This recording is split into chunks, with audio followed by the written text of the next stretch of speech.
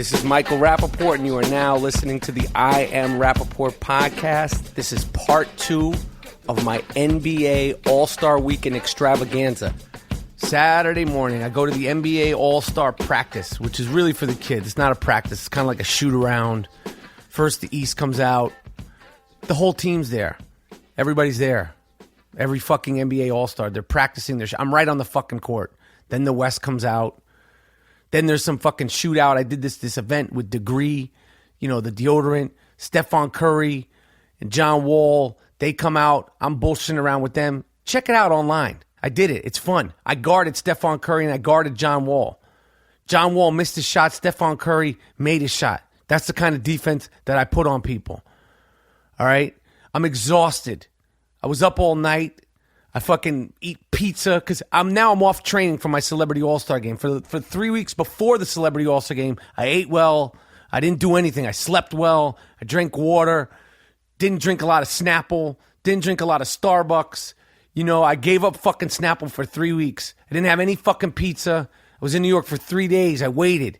But that night we went to Joe's Pizza. And, we're in there. Everybody's like, MVP. There was a bunch of kids and they were saying I should have won MVP. MVP. They were fucking blasted out of their mind. But I made it up to the All-Star practice Saturday morning. Went home. Got back to my crib. Took a little nap. And then Saturday night is the three-point shootout and the dunk contest. So this is how this went down. Me and my friend Barr, they tell me, yo, you're going to sit on courtside. Fuck. Hell yeah. I'm excited. I'm going to sit courtside. We're sitting under the basket on the opposite side of the court. Now, this is who's at this event. Nicki Minaj and Meek Mill. They're sitting mid-court. Nicki Minaj, Meek Mill. I see Rihanna walk in. I'm like, oh, shit.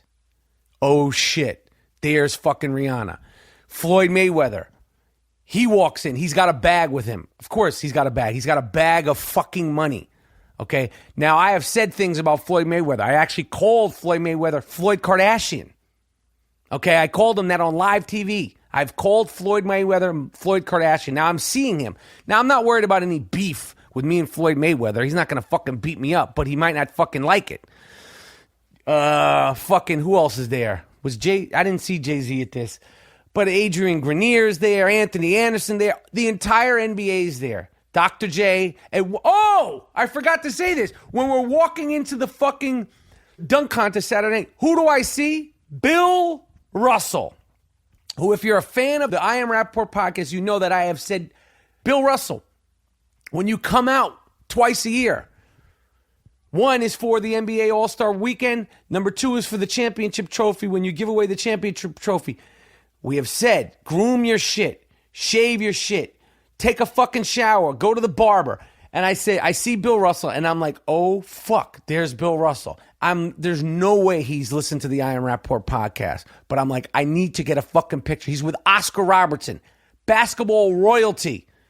Basketball royalty, even though I have said and still believe that Bill Russell is one of the most overrated NBA players of all time, he is basketball royalty. Plus, I'm always thinking about giving the fans what they want, giving it what they need. And I'm like, what better can I give the I Am Rapaport fans than a picture, a selfie with me and Bill Russell? So I tell my friend Barr, yo, I'm going to go over to Bill Russell and I'm going to say something to him and you take the fucking picture. So I go behind Bill Russell and Oscar Robertson, who are both in their 70s. So they're 70-year-old men, maybe even older. And my friend Barr takes the camera and Bill Russell gives him a look like, motherfucker, if you take this fucking picture, I'm going to fucking choke your throat. He wasn't fucking around. And then Barr, my friend, put his fucking camera in the pocket and we bailed on the picture. And he was like, I was like, why didn't you take the fucking picture? He said, because that motherfucker looked at me like he was going to fucking smash my fucking throat. And I said, so what? Take the fucking picture, man. You could sue him. Fuck it. If he hits you, he hits you. It makes for a good podcast. He's like, fuck that. I wasn't doing it to Bill Russell, man. I was going to fucking do that to Bill Russell. So we didn't get the picture. I got some shitty pictures of Bill Russell that I will post. But I will say this. Bill Russell did get a haircut. Okay, and his beard was groomed. So maybe, just maybe, he is a secret fan of the I Am Rapaport podcast on the low. Maybe he, like the millions and millions and millions of other people, loves the podcast. I don't know. But somebody got to him and said, yo, don't come out with your shit looking crazy this year. So anyway, the fucking events start. We have great seats. But the NBA people, my man says, yo, we're going to move you, Mike. And I'm like, oh, fuck, here it comes. And I'm like, where are you going to move me? He said, we're going to move you over next to Nicki. And I'm like, what? He's like, yeah, we're going to put you next to Nicki and Meek Mill. And I'm like, oh, fuck. So we switch our seats, and I'm sitting right next to fucking Meek Mill and Nicki motherfucking Minaj. And I'm like, oh, shit. So I sit down, and, you know, celebrity people, they'll recognize other celebrity people. So I sit down, I'm like, yo, what's up? They're like, what's up? I'm like, yo, I'm a fan. She's like, I'm a fan. How you doing? I sit down, I'm like, yo, I can't fucking believe I'm sitting next to fucking Nicki Minaj and Meek motherfucking Mill. Meek Mill's cool. She's big motherfucker. Sort of got a goon quality. I say that with all due respect. Cool, very cool young guy. I'm telling you, yo, I like that Wu-Tang shit you did when you were rhyming over the Wu-Tang beat. We're talking to him. Him and Nicki are chilling. She looks ridiculous. She looks sick. Fucking Rihanna's like 4 seats down. Floyd Mayweather's like 3 seats down. He recognizes, like, what's up? And I'm like, oh shit, maybe he never heard me call him Floyd Kardashian. He says, what's up to me. The proceedings start. The fucking 3-point contest is dope. Stephon Curry wins it. He made, I think, at 1 point 13 shots. I'm bullshitting around with fucking Nicki Minaj and Meek Mill. My friend Anthony Causey, who's one of the, you know, most prolific. Check him out on Instagram. Anthony Causey, Causi. Check him out on Instagram. He shoots all the Knicks, all the local, you know, the New York sports, all the fucking stuff. And I see him. I'm like, yo, you got to get fucking pictures with me and Nicki Minaj and fucking Meek Mill. He's like, don't worry, I got you. So he's taking long lens pictures of me and Nicki Minaj and Meek Mill. And then the fucking dunk contest comes off. We're like having a fucking ball. I'm losing my mind. Rihanna's 4 seats down from me. I'm fucking tripping the fuck out that Rihanna's 4 seats down from me. And Nicki Minaj is right fucking next to me, next to Meek Mill. Look it up on Instagram, people. The pictures don't lie. The pictures don't lie. This has really fucking happened. I've said before, I love Nicki Minaj. I love her ass. I've questioned whether it was real or not. But when you're up on her, when you're seeing these people in real life, you're like, yo, what the fuck is going on, man? I have met all sorts of celebrities, but when you were up on Nicki Minaj, you're like, what the fuck is going on? And when Rihanna is in sniffing distance, smelling distance, we made eye contact at one point, okay? She's a human, I'm a human. We made eye contact. I knew that for that brief second, we shared something, or at least I felt like we shared something, okay? The dunk contest started. This dude, Zach Levine, or Zach Levin, we need to check this guy. Is this guy fucking Jewish who won the dunk contest? Has that been brought up? Has that been questioned? Is Zach fucking Levin fucking Jewish? Okay? He shut down the dunk contest. Everybody's happy. We're having a fucking ball. You know, it's a great time. The fucking show's over. The dunk contest is over. Rihanna walks by. She walks right by me. Right the fuck by me. Look on the internet. Look on my Instagram. The pictures don't lie. And she says to me, how you doing? I'm a fan. And I go, something to that effect. My moment was shot. I couldn't say anything. She's tall. She smells good. Her eyes fucking, they shine bright like a diamond. Shine bright like a diamond. And she shook my hand, and I didn't let it go for an inappropriate period of time until like my arm was fully extended and her arm was fully extended. Okay? I did not let her hand go because I couldn't believe what was going on. I shat the bed. Okay? I shat the bed. That happened. We walk out. Everybody's fucking there. Money Mayweather. I tell you this. Money Mayweather tipped his fucking waitress probably about, he went into his bag of money because he's Money Mayweather. He tipped his waitress at least $1,000. He gave her a fucking thick stack of fucking hundreds. I saw that.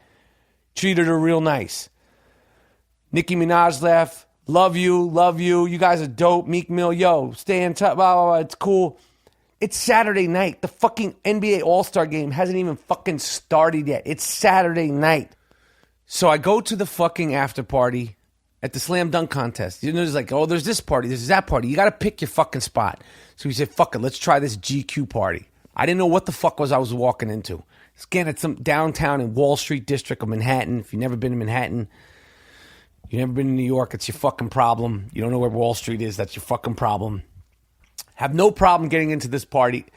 The security guards. I just want to say one thing. The security, police, and event coordinators in New York City and Madison Square Garden all weekend.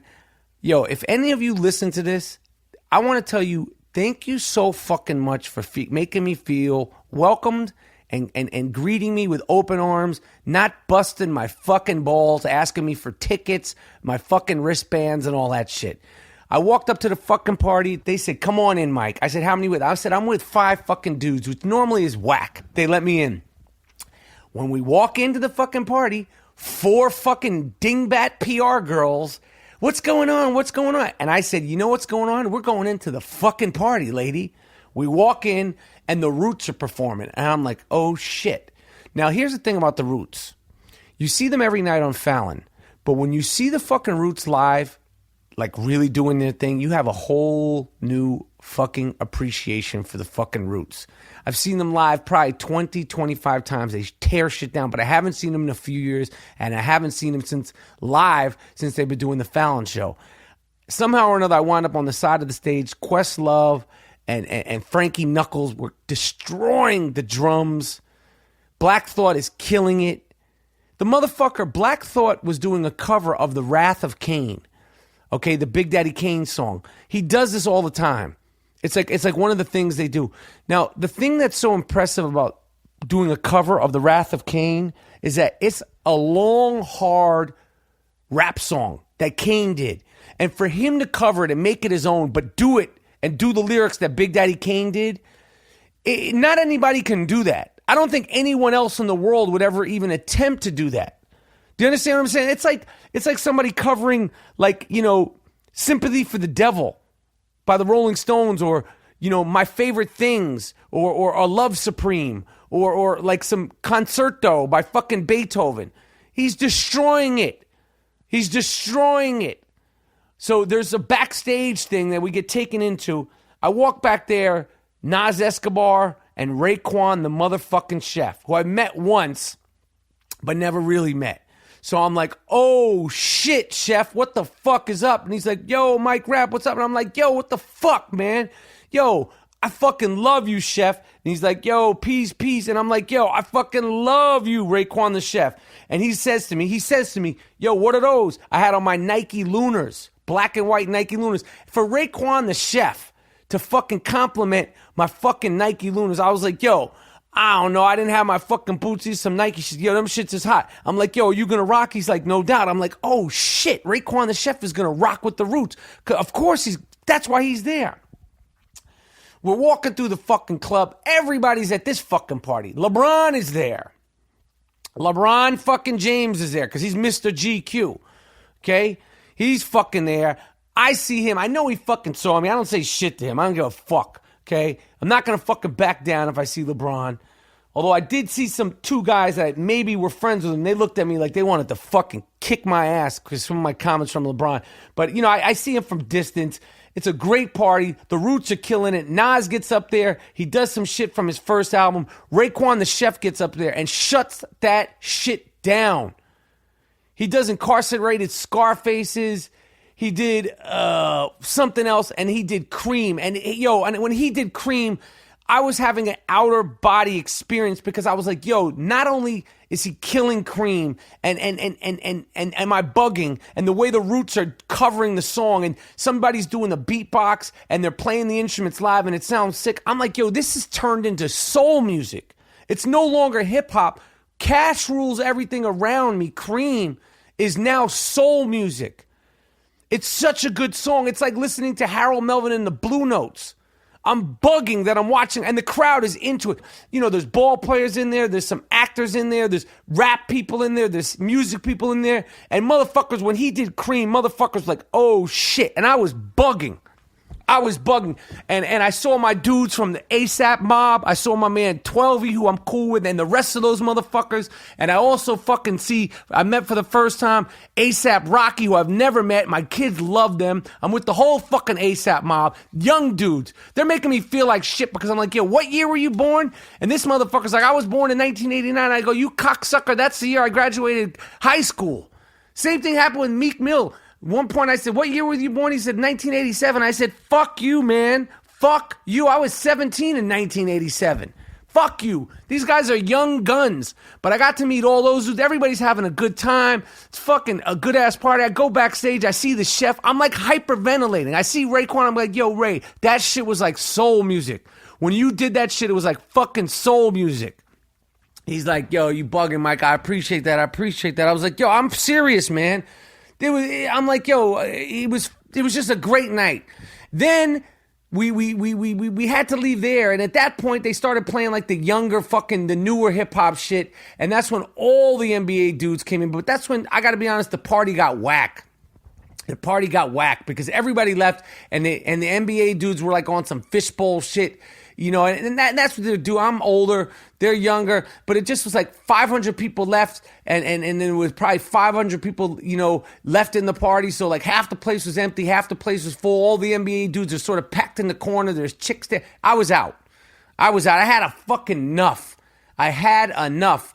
I had enough. This is Saturday night. The fucking coup de grace, the fucking All-Star game didn't even start yet. Whew. So then finally, get to the arena Sunday for the game. Again, I get there 2 hours early. Everybody's at the fucking arena, okay?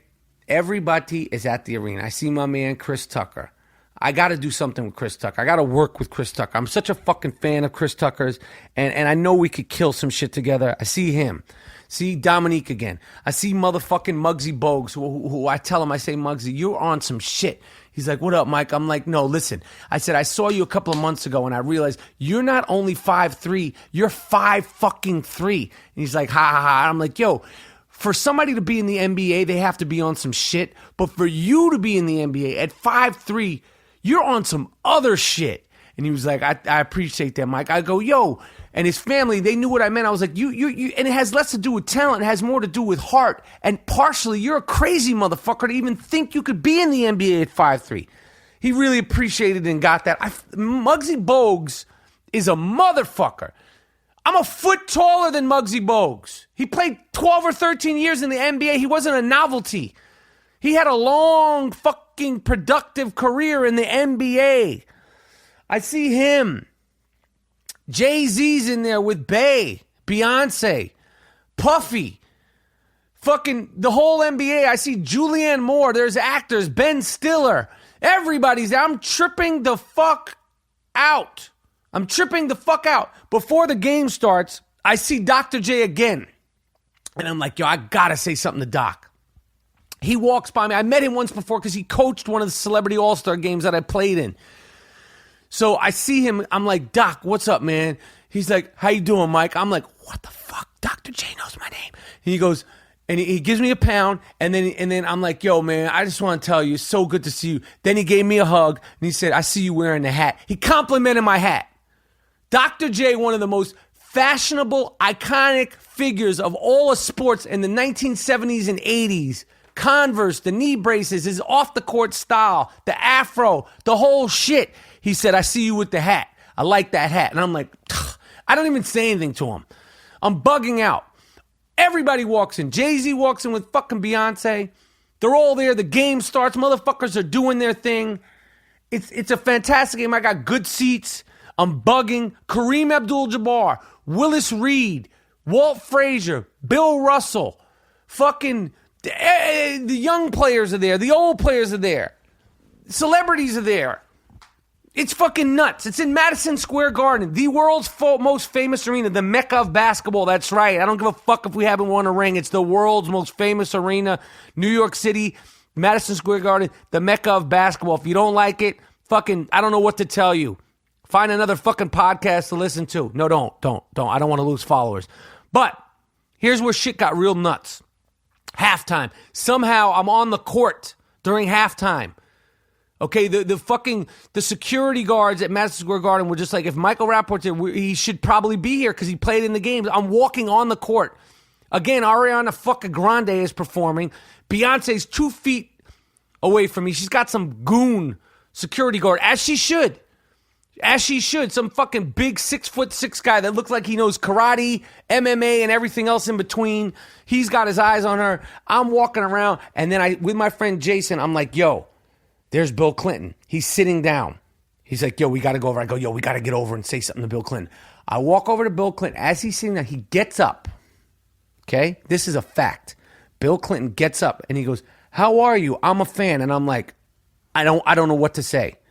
Because I just want my selfie. I just want my picture. I don't expect him to know who the fuck I am. He says, I'm a fan of yours. You're a really good actor. And I'm like, do I curse? Do I go, oh, fuck, holy shit, Bill Clinton? What the fuck, Bill Clinton? And then he goes, I'm a big movie fan. I love movies. He starts telling me, I've been going to the movies since I was a kid when they were just 10 cents a movie, and telling me this, telling me that. And I'm like, I got to keep this conversation going because Bill Clinton he wants to talk to me. This is reality. And, I said, well, what, have you seen any movies? What Academy Award movies, films have you seen? And have you seen American Sniper? I haven't gotten to see it. I've heard a lot about it. I want to see it. I've seen this. I've seen it. I could tell you, when I saw him last week at the All-Star game, Bill Clinton had not seen Birdman and he had not seen Foxcatcher. Okay, he was very interested. No, and he did see the Julianne Moore movie that I forgot to I can't remember the name of, but where she plays an Alzheimer's. And he's now Bill Clinton, this is the God's honest truth. Bill Clinton is talking to me and has his arm on me. Like we're friends. I'm literally, I don't know if I call this guy Bill, Mr. President. At one point I said, Mr. President. I cannot tell you all the things I said. I can tell you what he said. He's telling me he loves that film. He believes in Alzheimer's. He's done a lot of stuff to try to raise money for it. I'm like, I can't fucking believe that Bill Clinton is fucking talking to me. He's got these fucking beautiful darting blue eyes. I'm like, what the fuck is going on? Bill looks good. He's vegetarian now.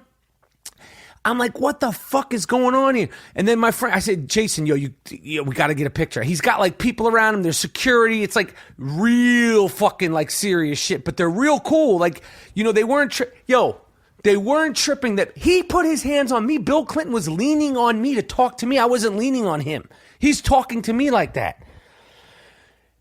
And I got a picture with the president, Bill Clinton, and I'm like, oh shit. So me and my friend Jason, I'm like, yo, we need to go take a breath. Because I'm like, seriously, I'm hyperventilating. So we go in the back, and I'm like, yo, I gotta get some water or like a Coca-Cola because I'm bugging that I just had an exchange with Bill Clinton. And while I'm going into the back, I see Julianne Moore, who I've met a couple of times. She's very nice. She's with her husband, who I've met, and I believe they're with their son. And I go, yo. She's like, what? I go, yo, I just had a fucking conversation with Bill Clinton. She goes, really? And I go, yeah. And you know what he fucking told me? She's like, what? I go, he fucking loves that film you just did that I can't remember, the one you had the Alzheimer's. She goes, get the fuck out of here. I go, yeah, Julianne Moore. He just fucking said that to me. If you went over to him right now, he'd fucking trip out because he fucking loves that movie. And it really touched a chord in him. And she's like, oh shit. And I'm like, I can't even believe he knew who the fuck I was. She goes, isn't that crazy when that happens? I go, maybe not. Maybe you're used to it. That shit don't happen to me like that. Fucking president fucking knew who I was. I go in the back. It's like NBA Hall of Fame back there. Barkley, Gary Payton. They're all back there. I'm hyperventilating. The game has started. We're like, yo, we need to stay back here and catch our breath. Me and my friend Jason are tripping. I see Charles Barkley. Cool as shit, talk some shit to him. I go up to him like I'm posting up in a basketball game. I go, yo, there's a mouse in the house. He goes, Mike, no team in this league would be dumb enough to put you in the game. I go, ha, ha, ha. Fuck Charles, what's up? Gary Payton, love him. Talking about his son, talking about when his son played against him and Sean Kemp. He was telling him it was a beautiful thing. It was surreal. See my man Kareem Abdul Jabbar. God's honest truth. God's honest truth. He says to me as soon as I go, Cap. I know he doesn't like pictures. I know he doesn't like fucking with people. He's kind of a serious dude. I go, Cap, I get his attention. He goes, hey, Mike, how you doing? Real calm, cool, and collective. First thing out of his mouth is, I swear on my kids, he goes, I tell people all the time, I coached you in your first celebrity game. And I go, get the fuck out of here. I'm cracking up.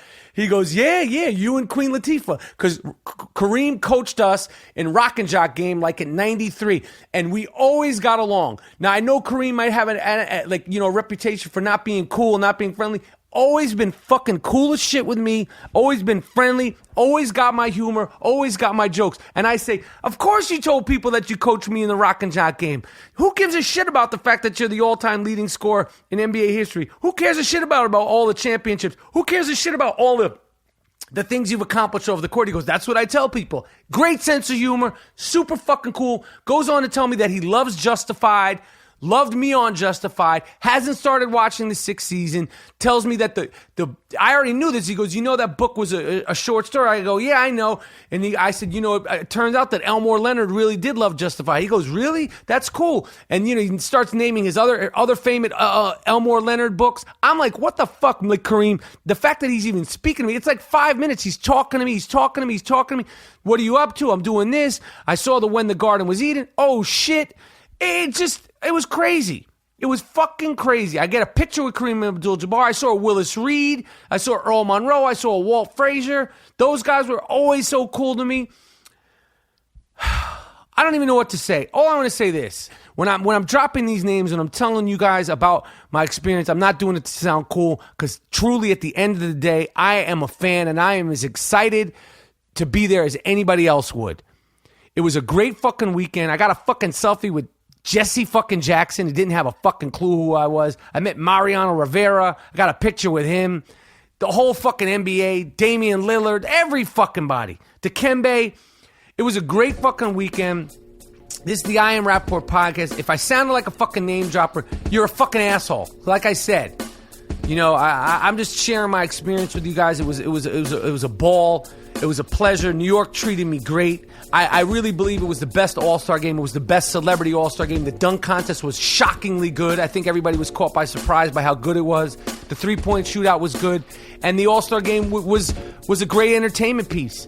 And I was happy to be a part of it. This is the I Am Rapaport podcast. Of course, we are sponsored by American Giant. Champion cannot fuck with American Giant, yo. Okay? Go to the website. Check out the clothing. Check out American Giant. Check out what they do. And, that's it, man. I'll probably have some more stuff that I forgot. This is sort of off the cuff. G Monetti will be back soon. He's been in Thailand doing God knows what. And we're out.